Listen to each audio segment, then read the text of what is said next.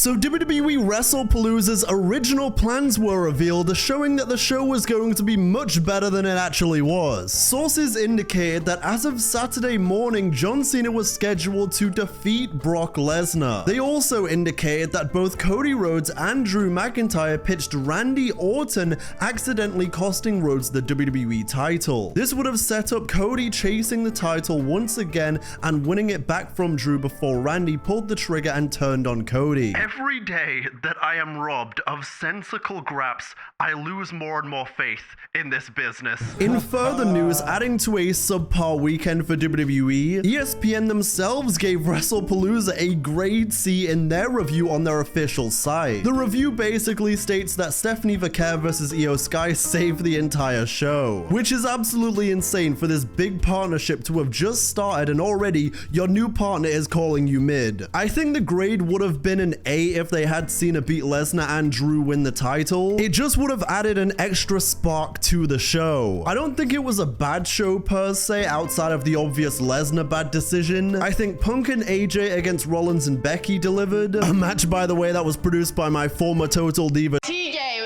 Shout out to you. Io Sky versus Stephanie Vaquer goes without saying. It was absolutely tremendous. The Usos versus Braun was really fun in my opinion too. Cody versus Drew wasn't a bad match. It just wasn't a pay-per-view first ever on ESPN kind of standard, and it really could have been on SmackDown. Furthermore, AEW star Ricochet also waited on the average rating from ESPN. He would go on to say, also, what's funny to me is how a show where they have said over and over that they aren't a real sport and it's more of a TV show about the wrestling company, but they are on ESPN, a sports TV channel. Make it make sense, lol. I know our show was way better than a C.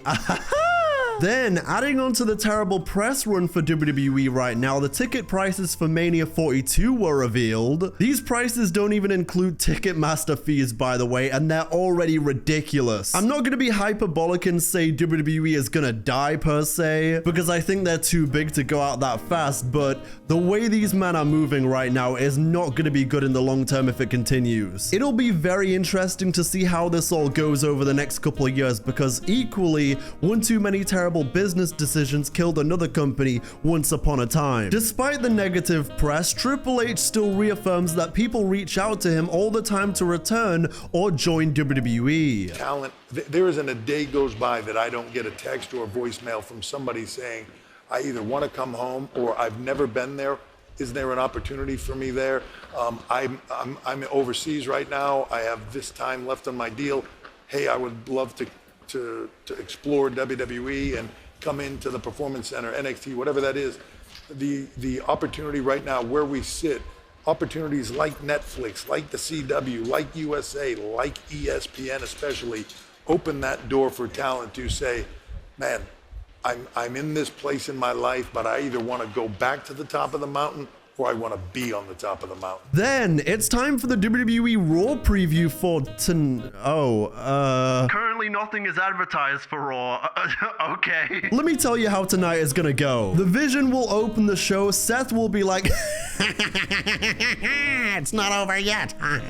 He's gonna be like, I am a visionary. I am a revolutionary. Becky Lynch will go ahead and vehemently say, I didn't tap out, look at the footage. And guess what? I'm the greatest female wrestler of all time, and it's not just me saying it. The show will also end with a showdown between the Vision against Punk and some combination of the company he keeps. Braun Breaker will hit his spear outside the ring and in the ring, and Bronson Reed will hit the tsunami. Paul Heyman will yap for a little bit. LA Knight is gonna say, I don't trust nobody. Yeah. Rhea Ripley is gonna say, I'm coming for the title, Stephanie. New Day will have another expression of their failed heel turn. Kyrie's gonna be standing there, and then Asuka's gonna be like, Kyrie! We'll have multiple backstage segments that make the pacing a little weird, but don't worry, your wrestling match will follow the pace of entrance, commercial, backstage segment, another commercial, and then the match. There will also be some combination of a Rusev or Sheamus segment followed by the Judgment Day Clubhouse. Bayley will continue to lose her mind while Lyra wonders what the hell she's doing anymore. El Grande Americano will be there to do the exact same spot he's been doing for months, and Triple H will make a tweet being like,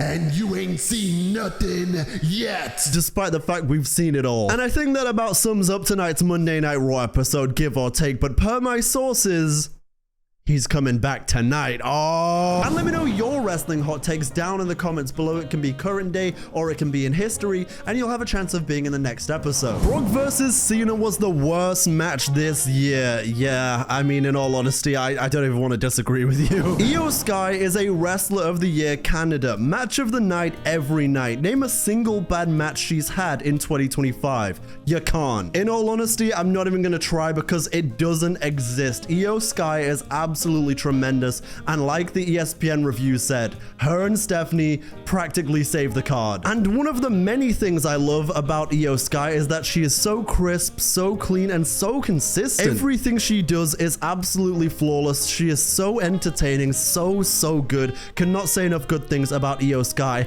and now Stephanie Vaquer as well. AEW before WWE will always make WWE look worse. A WWE PLE after 5 hours of AEW is like going to a self-service restaurant and immediately after being offered a pack of Doritos and saying, nah bro, I've already eaten good. Do you know what? That's a hell of an analogy, but yeah, you're right. You cooked. Although with that being said, my fat ass is gonna be like, man, that full meal was nice, but if you give me some chili heat wave Doritos, I might not say no. And don't even get me started on Pringles, bro. I love Pringles. Salt and vinegar Pringles. Oh my god. And those new like chili sour cream Pringles they've started doing, those are, oh my god. But at the same time, I get your point. I understand what you mean, and I agree. I get it. WWE has completely fumbled Cena's retirement tour. Again, it's hard to disagree with that. Like, it's had its moments, don't get me wrong. Like, SummerSlam was definitely a highlight. It is just such a shame that Triple H has gone ahead and spent so much time in Cena's final year, the literal greatest of all time, mind you,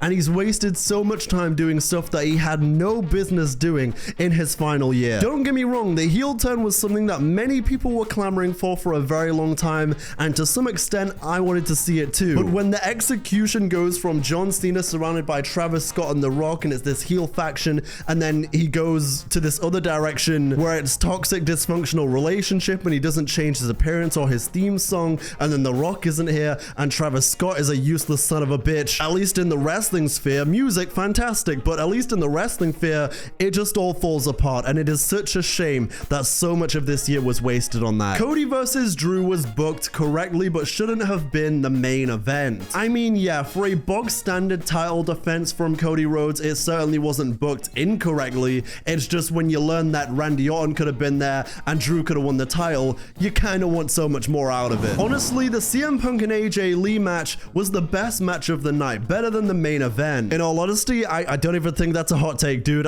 Yes, you're right, of course. Although actually, no, maybe it is a bit of a hot take because the best match of the night was easily Io versus Vaquer, but I see what you mean. I get you. The only take is, Hunter, where is that surprise you said was there? Tony Khan had surprises even though he said nothing. Look, man, look, this is not a slight on the person I'm about to mention. I like him, I really do, but I genuinely think Triple H's surprise was Pat McAfee. I'm not even kidding. Didn't watch either. Sorry, Deonte. I mean, it's fine. You don't have to apologize to me, brother. I don't think Stephanie Vaquer winning the belt was a good choice. Ooh, okay. Plus, I think that with Io winning the belt again, it could have made for a killer storyline between Asuka and Io, inevitably leading to Asuka winning the title and later on Steph taking it, setting up for a story between those two later on. Not saying I don't like Steph. She's amazing, but I'd like to see Asuka with the belt again. In all honesty, I'm gonna disagree with you. I see what you mean, and I don't think that would have been a terrible timeline to be in, but I don't think Asuka versus Io necessarily needs a championship, and it probably would be good, even though I'm certainly not tired of Io being in the title picture. Maybe eventually she has some of that Rhea Ripley vibe where people are like, why is she always in the title picture? So it's probably not a bad thing that she's going to take a step back for a little bit. The only good match on the card was Stephanie versus Io, and Styles versus Cena should have been the match, not a squash match. Well, I wholeheartedly agree with you there. I mean, like I said, I think there was more great matches on the card than just Stephanie versus Io,